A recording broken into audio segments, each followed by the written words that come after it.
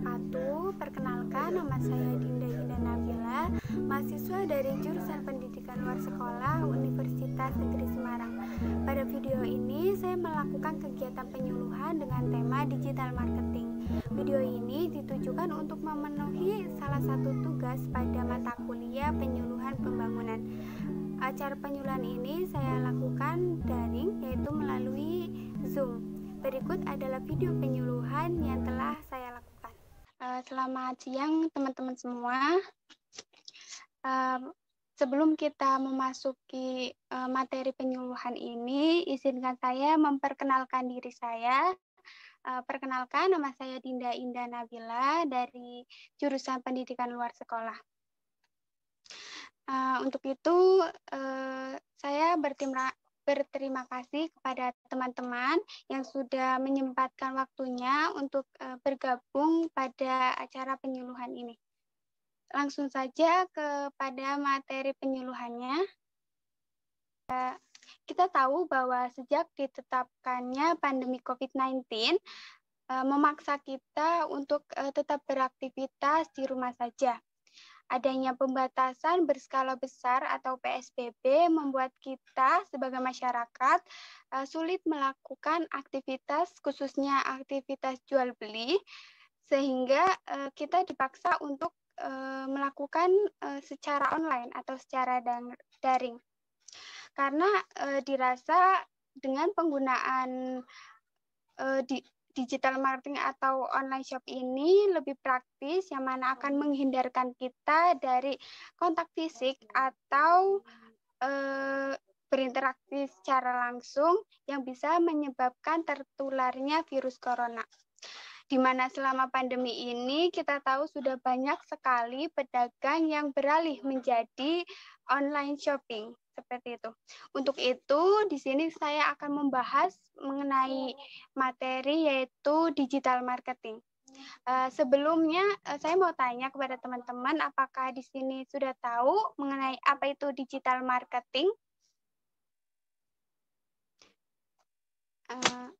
Apakah sudah ada yang sedikit paham atau mengerti mengenai penjelasan digital marketing? Belum paham, Kak. Oke, langsung saja saya akan menjelaskan mengenai pengertian dari digital marketing itu sendiri. Dilihat dari kata marketing itu sendiri, yaitu bisa diartikan sebagai promosi atau pemasaran, serta digital itu merupakan sebuah platform atau untuk menyambung kita dalam marketing itu sendiri, dalam pemasaran itu sendiri, yaitu sebuah internet atau teknologi internet. Jadi digital marketing itu sendiri dapat diartikan sebagai upaya pemasaran atau promosi sebuah produk atau jasa menggunakan media digital, baik itu melalui sosial media seperti Instagram atau Facebook, e-commerce, ataupun WhatsApp. Yang gunanya yaitu untuk menarik konsumen secara cepat, tepat, dan luas. Selanjutnya, di sini saya akan menjelaskan apa itu perbedaan dari digital marketing versus tradisional marketing itu sendiri. Untuk target pemasarannya, yang pertama, untuk digital marketing tentunya jangkauannya sangat luas, di mana ini menyangkut seluruh pengguna internet. Sedangkan untuk tradisional marketing yaitu jangkauannya terbatas, di mana kita harus memiliki channel atau area tertentu untuk mempromosikan sebuah produk kita. Yang kedua, biaya. Tentu saja untuk digital marketing biayanya lebih murah, di mana kita hanya memanfaatkan sebuah gadget dan akses internet saja. Yang untuk tradisional marketing sendiri pasti lebih mahal, di mana kita membutuhkan sebuah perizinan, mungkin biaya untuk transportasi dan biaya-biaya penunjang lainnya. Sedangkan untuk waktu yang digunakan, digital marketing ini lebih fleksibel, di mana kita dapat mengaksesnya selama 24 jam. Sedangkan untuk tradisional marketing, prosesnya akan lebih lama atau hanya pada waktu-waktu tertentu saja. Karena di sini contohnya ketika kita menggunakan sebuah petikan spot iklan atau pamflet kita harus mengantri dulu. Sedangkan untuk komunikasi di digital marketing ini menggunakan komunikasi dua arah, di mana komunikasi kita dengan konsumen bisa dilakukan secara langsung. Sedangkan untuk tradisional marketing ini kamu bisa dilakukan secara satu arah saja, karena contohnya ketika saya memberikan suatu brosur, mungkin bisa dilakukan komunikasi dua arah, tapi tidak seintens pada digital marketing. Untuk materi selanjutnya yaitu hal-hal yang perlu kita siapkan sebelum kita terjun ke dunia digital marketing. Yang pertama yaitu kita harus membuat akun sosial media resmi, di mana akun sosial media resmi ini merupakan sebuah toko kita di dunia digital, sehingga kita memiliki akses untuk menarik konsumen agar melihat konten-konten yang telah kita buat. Yang kedua ada WA atau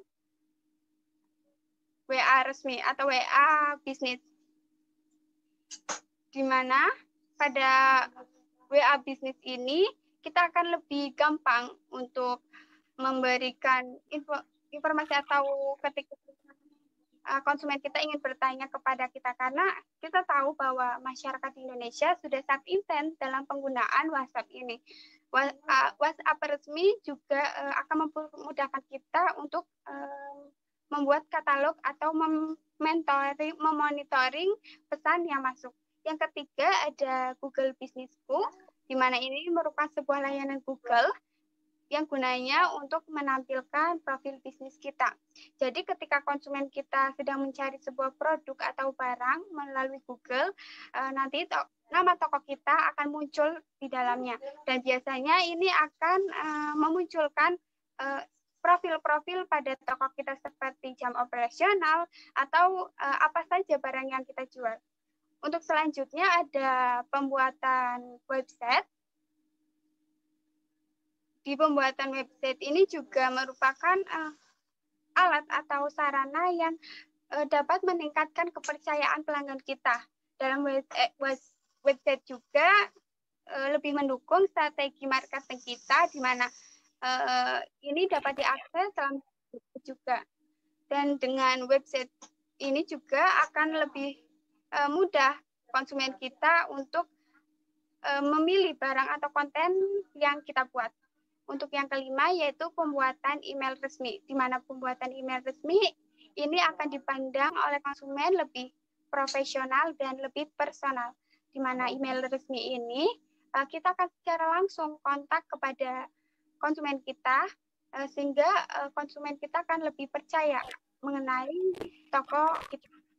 Selanjutnya yaitu mengenai copywriting, di mana ini merupakan teknik menulis sebuah konten promosi kita yang nantinya membujuk konsumen untuk membeli atau melakukan pembelian pada toko kita.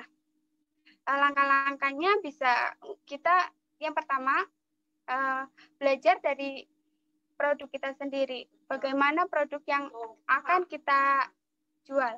Yang kedua, memahami kebutuhan pelanggan, di mana sebelum kita membuat konten, kita harus mengetahui apa sih kebutuhan dari pelanggan itu sendiri. Yang ketiga, membuat judul yang kece, di mana judul pastinya akan menarik konsumen untuk membaca konten-konten kita. Yang keempat, ada menciptakan artikel yang berkualitas, di mana pembuatan artikel ini juga akan membuat konsumen kita lebih tertarik pada produk-produk yang telah kita jual. Sepertinya sekian dulu presentasi mengenai digital marketing. Untuk teman-teman yang ingin bertanya, silakan, dipersilakan.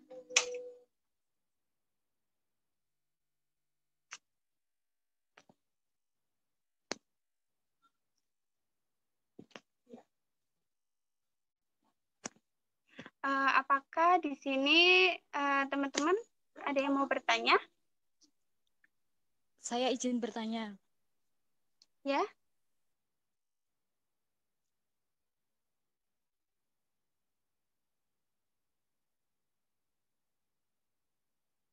Misalkan kita punya kemauan untuk memulai strategi digital marketing, tapi kita tidak memiliki kapabilitas tentang pemasaran digital. Nah, apa yang bisa kami lakukan agar kami tetap bisa memulai strategi digital marketing tersebut? Terima kasih. Terima kasih untuk pertanyaannya. Langsung saja saya jawab. Rasanya sudah banyak tips-tips pemasaran mengenai digital marketing yang ada di internet. Dari yang fundamental atau yang paling mendasar mengenai digital marketing itu sendiri, ataupun yang teknikal pun kayak saya rasa sudah banyak. Tapi tantangannya di sini adalah bagaimana informasi dan teknik tersebut bisa kita adopsi ke strategi kita dengan konteks yang tepat. Untuk mulainya kita bisa riset dulu, kenalan dulu dengan audiensnya, dengan perilaku mereka seperti apa. Baru setelah itu buat strategi kita mengenai konten-konten apa yang nantinya akan menarik pasar. Dan jangan lupa melihat kompetitor juga untuk menambah wawasan kita, di mana kompetitor sendiri pasti sudah mempunyai strategi masing-masing, sehingga kita dapat adopsi strategi mereka untuk menarik minat konsumen, sehingga nantinya akan meningkatkan penjualan kita. Terima kasih, cukup untuk jawabannya. Oke, terima kasih jawabannya. Apakah di sini ada pertanyaan lagi untuk teman-teman?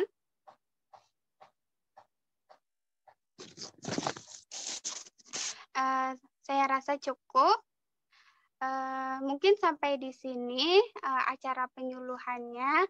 Terima kasih kepada teman-teman yang telah menyempatkan waktunya untuk mengikuti penyuluhan ini. Saya ulangi lagi, terima kasih. Wassalamualaikum warahmatullahi wabarakatuh.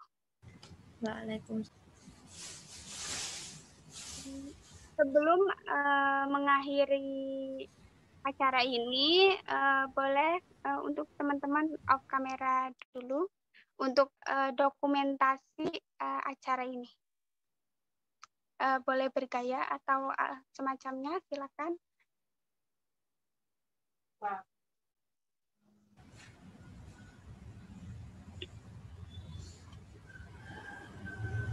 Oke, terima kasih teman-teman. Selamat sore. Saya ucapkan terima kasih telah menonton video ini. Semoga videonya dapat bermanfaat bagi kita semua. Tetap jaga kesehatan. Wassalamualaikum warahmatullahi wabarakatuh.